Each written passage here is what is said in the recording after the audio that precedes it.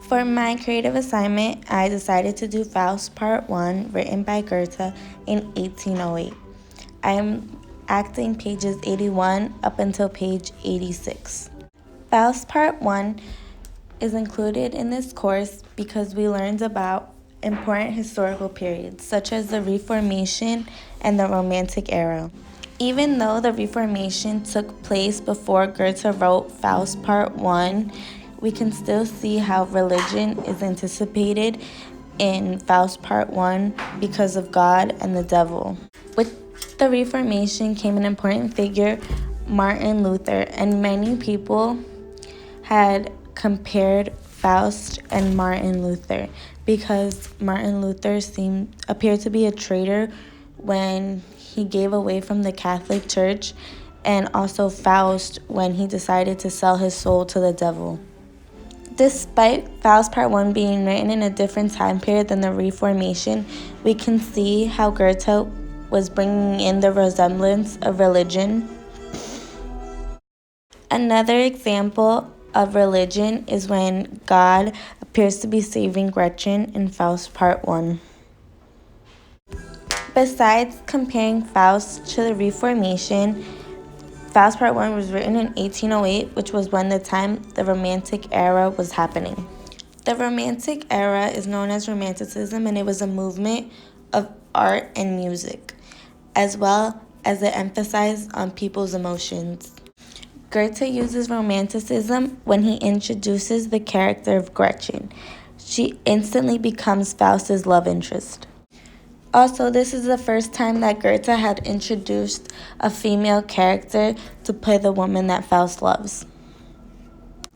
Despite Faust selling his soul to the devil, we can tell that he still has emotion because of how he feels for Gretchen, which is what the Romantic era emphasized on. While we were learning about Faust, we also learned about Don Juan, and these were written around the same time period. Because on page 85, Faust mentions Don Juan when he says, "How small the great Don Juan."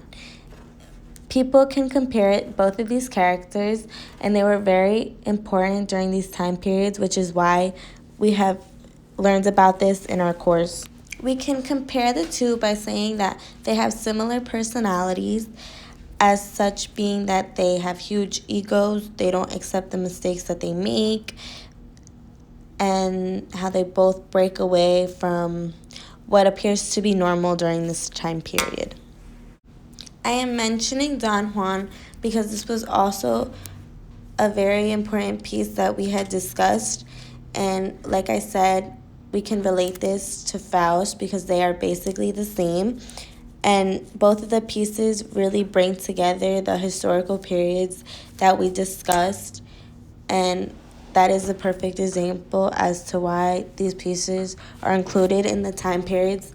Because of the time periods that we're learning about, it's not easy to understand what is going on unless there's plays or operas that we can listen to, so we can really get a sense of what they were doing during this time.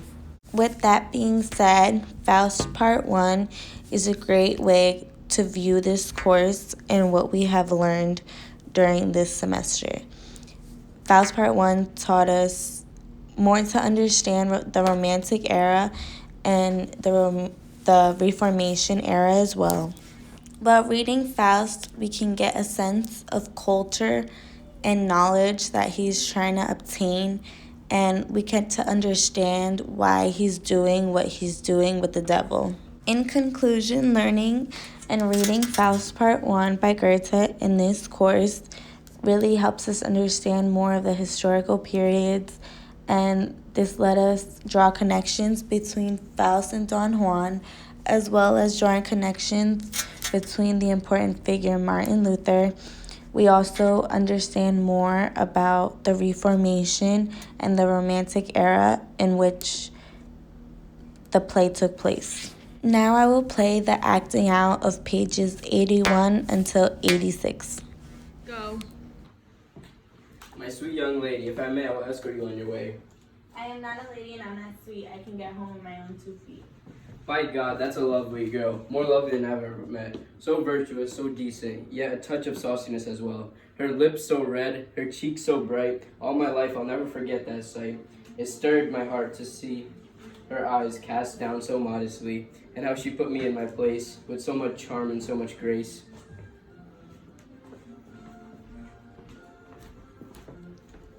Look, you must get that girl for me. Which one? She's gone by. Ah, yes. She's just been making her confession. Her priest gave her full absolution. I sneaked up and was listening. She's a poor innocent little thing, with nothing whatever to confess. I have no power over her, I fear. Why not? She's past her 14th year. Come, this is Randy Andy talk. You to leave no flower on its stalk. Pluck every favorite, every prize that's pleased your self-conceited eyes. But some things have to be eschewed. Now leave out the legal preachment stuff. And let me tell you, either by tonight, that sweet young thing shall lie between my arms, or you and I will have been together long enough. Be practical, my dear good sir. I need 2 weeks of sniffing around to find out how to get at her.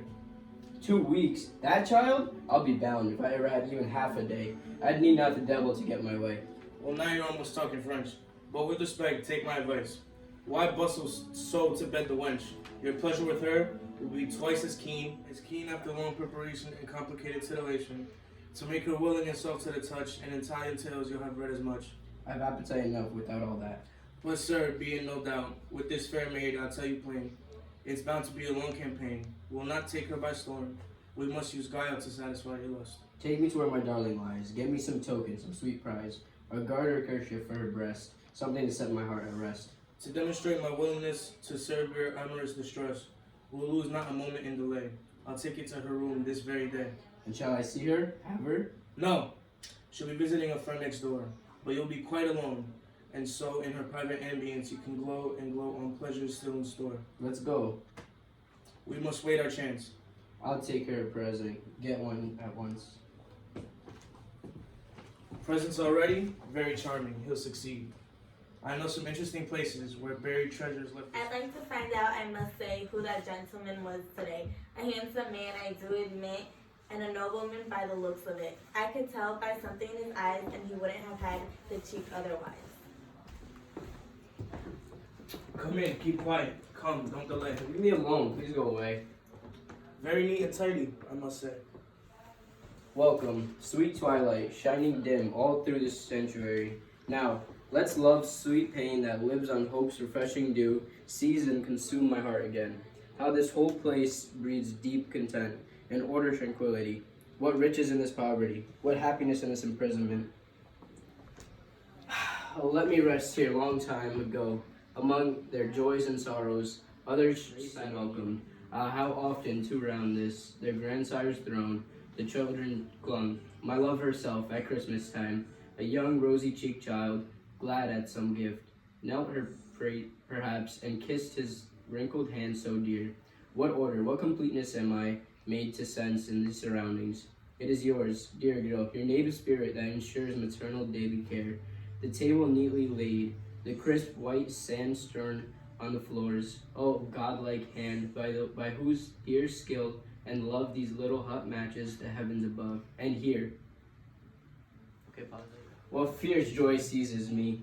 I could stand gazing here forever. Nature, you worked this sweet wonder. Here the born angel grew, through gentle dreams to womanhood. Here the child lay, her tender heart, full of warm life.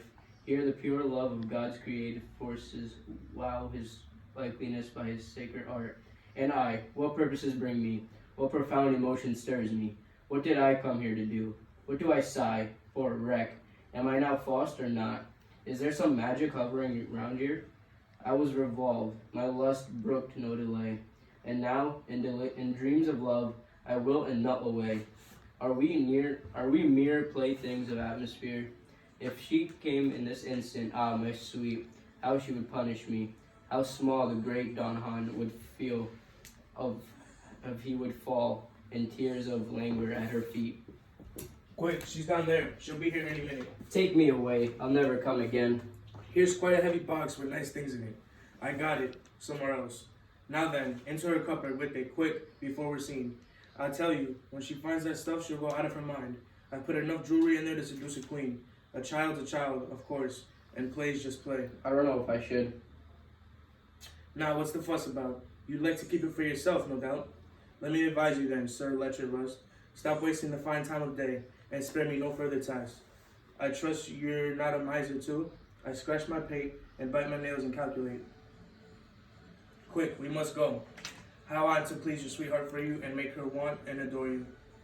And now you hesitate, as if this were your lecture room, where in great professional gloom, physics and metaphysics wait. We must go.